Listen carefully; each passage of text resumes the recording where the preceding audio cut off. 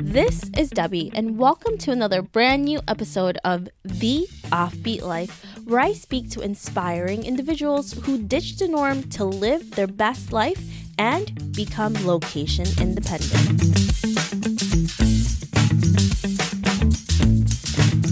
This week, I'm so excited to speak with Lola Mendez, who is a nomadic travel journalist and an advocate for responsible tourism. After living in New York City for 7 years and working in the fashion industry, Lola knew she needed a change and decided to leave her job to travel full-time around the world. This leap of faith led Lola to find her passion as a writer and to becoming a leading voice in Latina travel. Today, Lola has been published in Lonely Planet, Far and Wide, Matador Network, and continues to travel around the world on a budget. Listen on to find out how to full-time travel on a budget and do responsible tourism.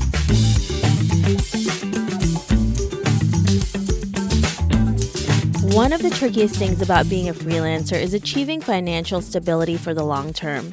Unpredictable income and costs such as taxes can make it difficult to save. Be Solo helps you save by setting aside a percentage of your earnings and automatically pays your taxes each quarter.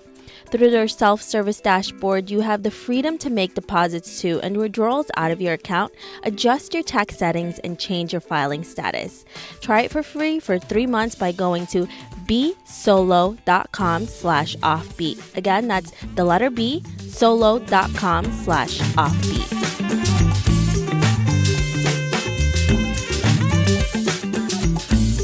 Hey everyone, thank you so much for joining us. I'm here with Lola. Hey Lola. Hey everyone, how's it going? Thank you so much for joining us today, Lola. Can you fill in the gaps of your story and why you live an offbeat life? I have been on the road for almost 40 years now. I was living in Europe for the first 2 years, and I've been in Asia the last 2 years. I initially moved over, like most people do, to teach English and realized really quickly that I felt that was super unethical because I did not study education. And just because I have a bachelor's degree does not make me a qualified teacher. So I kind of fell into the travel industry by necessity. I wanted to travel, so I started to do some pro bono work with some travel companies, helping them with their marketing or translating tours from Spanish to English in Spain.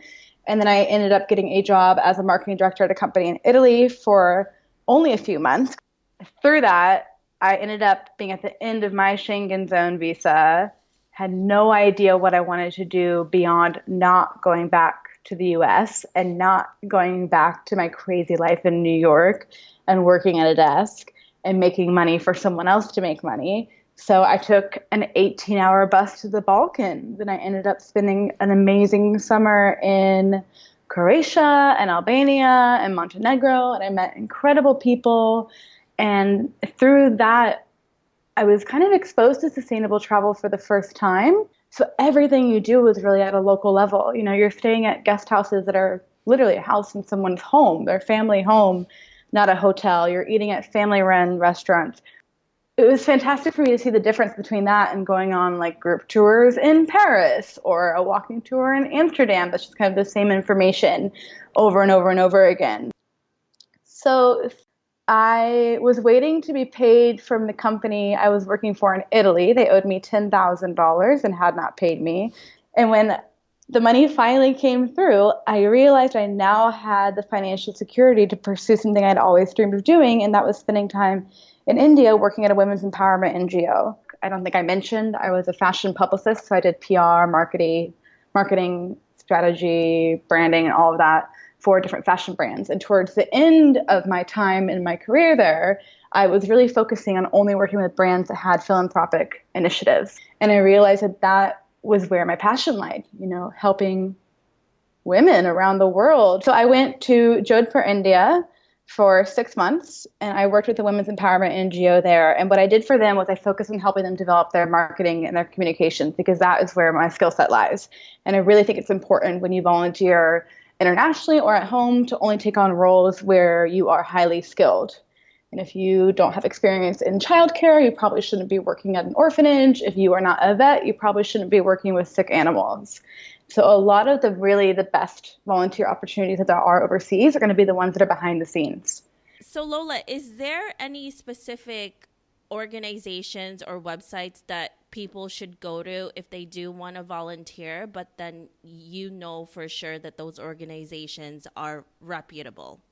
So Giving Way is a really great free platform, and they vet all the organizations that they list on there, and it's completely free. So a big red flag is when a volunteer agency asks you to pay them a massive, massive sum, because this isn't a statistic, but let's say at least three-quarters of that likely stays in the third-party company and doesn't actually go to the NGO. So you're much better off making direct contact with an NGO and offering your services. You will probably need to pay your own way there. You will probably need to pay for your own food and your own accommodation. What you're offering are your services for free. You shouldn't go into it expecting what you're going to get for free in return. It should be a selfless thing that you want to give. The most impact you can make is by volunteering long term. So whether that's a month or 6 months, that's how you can really make a difference.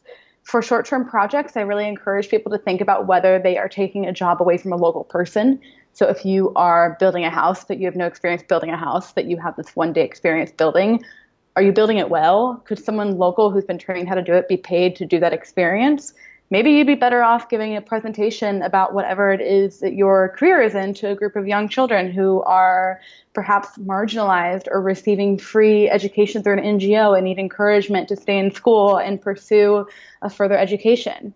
Think about what it is that you have to offer rather than what you will benefit. A lot of people don't think about that, about the aspect of them actually taking a job from a local person, because you're just there and it makes you feel good, but then what do they get from that, and what do they take away from that? And also, there's been a lot of things happening where if you're just there to teach children for a few weeks, they bond with you, and then you leave, and then it's a heartache for everybody. So there's always that emotional connection that they get from you, and then you just taking yourself away from it, so which is really heartbreaking.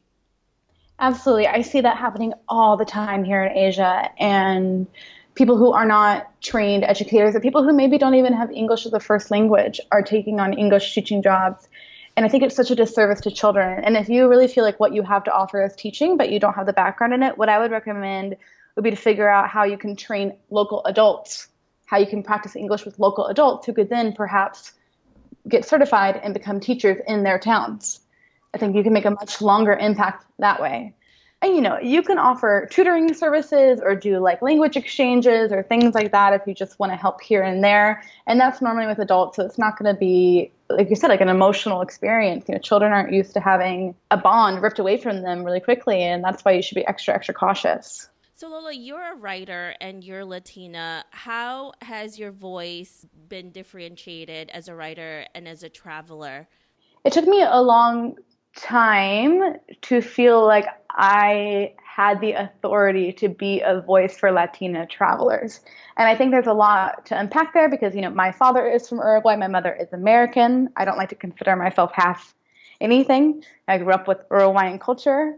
I am Latina, which I have written about a lot. But suddenly this responsibility kind of landed on my shoulders, and I became a big speaker about this dialogue that there are Latinas who are traveling and there are opportunities, and there's no reason you shouldn't go out and explore the world. When a lot of the people of color conversation, you always see these like incredible Black travelers, but they leave out so many other minorities who are also out here exploring the world, and we also deserve an audience. We also have incredible stories to tell. We're also sharing our culture with the world and learning about other cultures. So somehow this opportunity has presented itself to me where I've really been able to take on a lot of roles where I'm writing about Latina travelers. So I've written about different Latina travelers to follow for a few different publications, including my own. And then I started an Instagram account called Latinas Love Travel, where I purely it's just like any other travel Instagram account out there with beautiful, aspirational photos from around the world. But this account is just dedicated to Latinas. And Latinas are such a diverse group of people. We come in all shapes and all sizes and all colors and all cultures. We're from an entire continent. So there's so much diversity. And through that, I've connected with so many inspiring people who are literally crossing borders as they travel the world and breaking stereotypes because the Latina culture is very much so family driven. You need to stay at home, you need to get married, you need to have a baby, you need to provide. To travel be very selfish. So there's a lot of hurdles to overcome for a lot of Latinas who want to go see the world. My hope is with this platform is for them to find people they can speak to and find inspiration from and see that it's totally normal and acceptable, and life will continue when you get back from traveling, or if you're like me and you choose to never come back from traveling, that will be okay too. There are some really great websites out there. Travel Latina is one of my favorites. They've been around forever. They also have an Instagram account, which is great to follow. And I also really love Hip Latina. So if you're looking for more Latinas in all realms, not just in travel, to follow or get to know, they're excellent. And it's just nice to see this representation finally starting for my people, but also for, I feel like finally all sorts of minorities are taking their place. They're saying we're here. We have a voice. This is what we want to share. My Indian, Sri Lankan, Thai, Cambodian friends, they have a place where they can share their stories and not just be grouped together as Asian or Mexican. That they get to be the individuals that they are, and people are finally appreciating that and wanting to learn about their culture. And I think that's something that's really beautiful that's happening on the web right now. We figure out more about different cultures as we travel as well, and then there's a lot of us who are Asian Americans or Latin Americans who give voice to the people who don't have a voice yet. So Lola, you are a nomad and you do this full time. How are you able to sustain being a full-time nomadic person? This is a question I get asked every day. And I've recently started on Instagram stories to kind of break down my cost of living day by day to show people how little money I'm spending in comparison. In New York City, my crappy apartment was $2,000 a month. That's over $50 a day. Now I'm staying in a beautiful, eco-friendly hotel in Siem Reap called Babel. I have air conditioning and Wi-Fi. I have a desk. I have a closet, a shower. This is $25 a night. And that's a big splurge for me. I normally spend $10 a night on very comfortable places. I'm not staying in the cheapest dorm rooms anymore like I used to when I first started out. So as far as cost of living, being in Southeast Asia is very affordable. And in a lot of places, you can spend a little bit more and make an impact with your money. I could be staying in a private room in a hostel for $10 a night, but why wouldn't I spend a little bit more to be supporting an organization like Babel that is focused on sustainability? And in Siem Reap too, there are loads of social enterprise cafes. So I've been working from those most days. And again, I'm spending more than I usually would. I'm spending about $10 to $15 a day on all 3 meals, which is still significantly less than what I would spend if I was eating 3 meals out a day in New York. Not only is my cost of living less, it's more enjoyable. I can do things that I would have never dreamt of doing, even on a 6-figure salary in New York City. Lola, I live in New York City right now, and everything is so expensive. And then a lot of my friends are nomadic and they live in Latin America or in Asia. And then we compare to each other what they actually get to do. And I'm here like, well, I make more money than you. You make less, but you get to do more. So it's really about the quality of life is so different. And it's not about how much money you're making. It's about the location you're at and what you're doing with it, because you can make $1 million, but everything costs so much, it doesn't matter. Yeah, I always say, even if I made $1 million, I wouldn't move back to New York City. So Lola, before you left New York City, did you plan this out for a really long time? Did you have a lot of savings when you started traveling, or did you just make that decision and just went for it?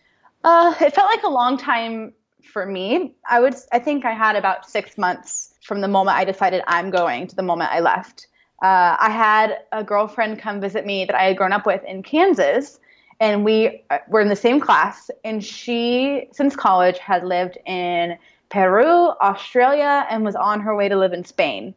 And she came to visit me in New York, and she was like, look at your apartment, look at your job, look at all your success. And I was like, look at you. You've lived all over the world. Like, I want that life. She's like, no, I want your life. That was a year before I left. And I decided, okay, if I really want that life, why am I not doing it? Like, what is stopping me? Like, it's been so easy. It's been so easy for her. She made it seem so simple. And so she helped set me up with applying for the teaching job in Spain, and it all came together. Actually, when I left New York, I hadn't even gotten the job in Spain yet.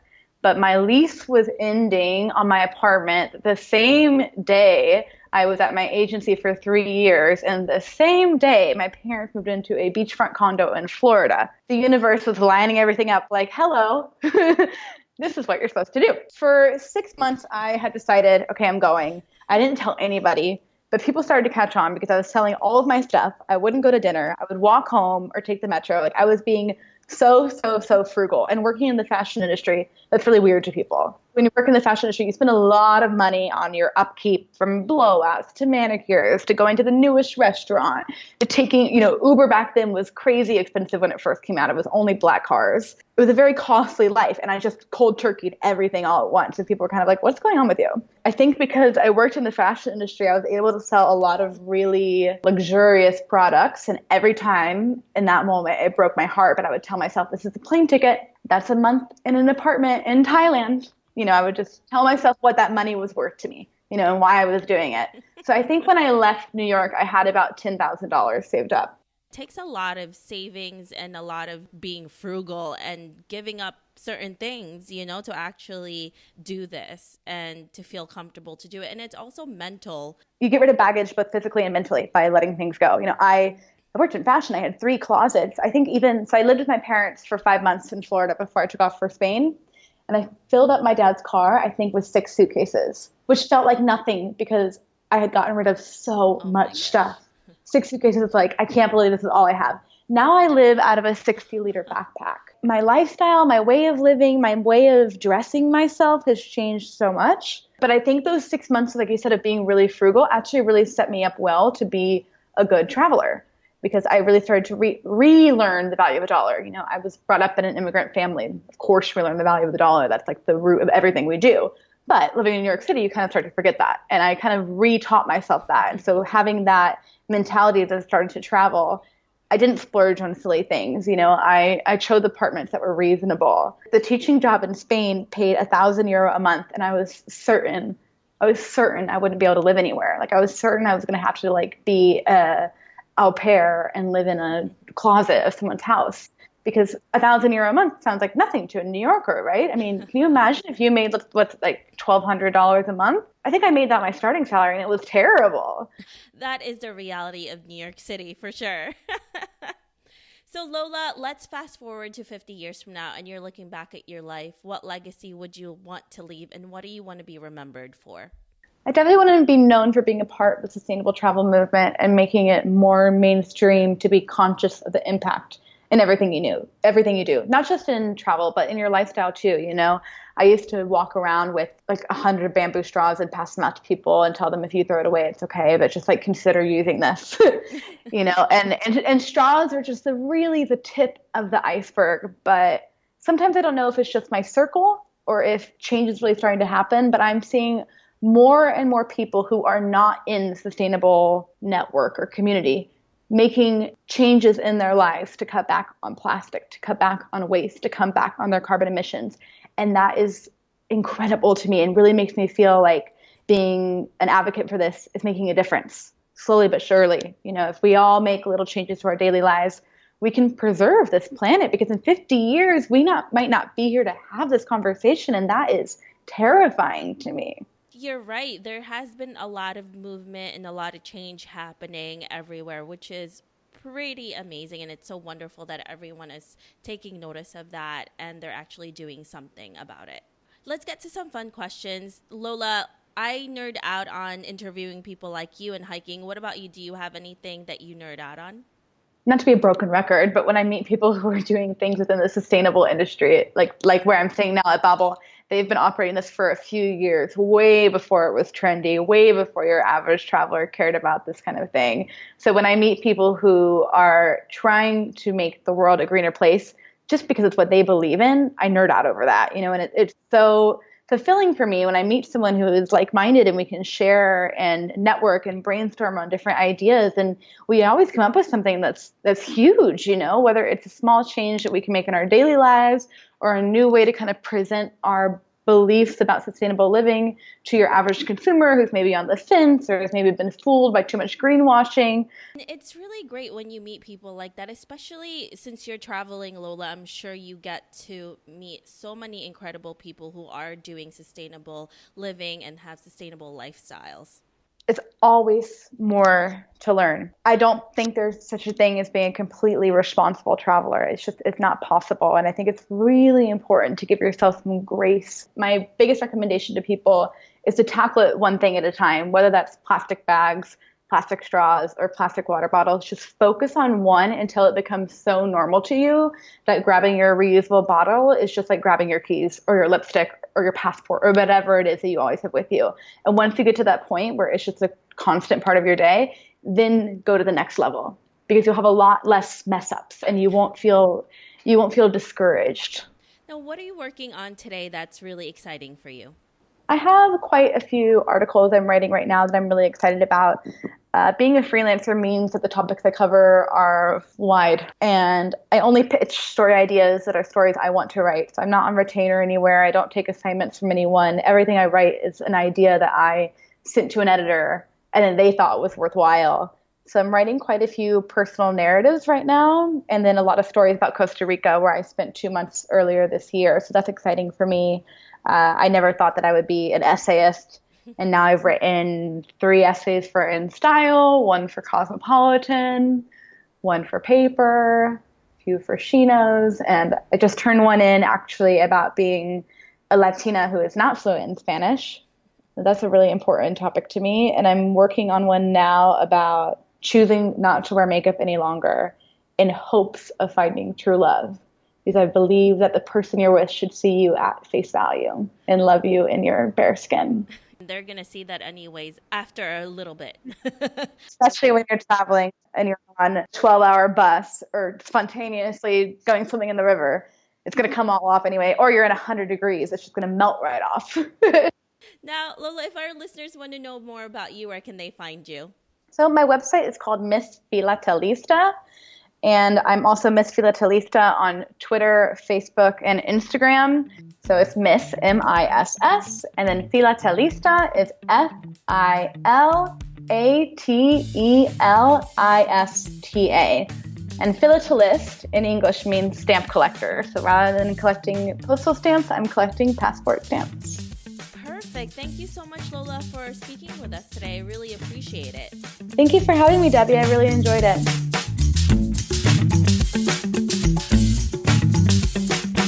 I hope you enjoyed this interview with Lola. Make sure to visit theoffbeatlife.com. Again, that's theoffbeatlife.com to get the extended interview with Lola, where she shares her beauty tips around the world.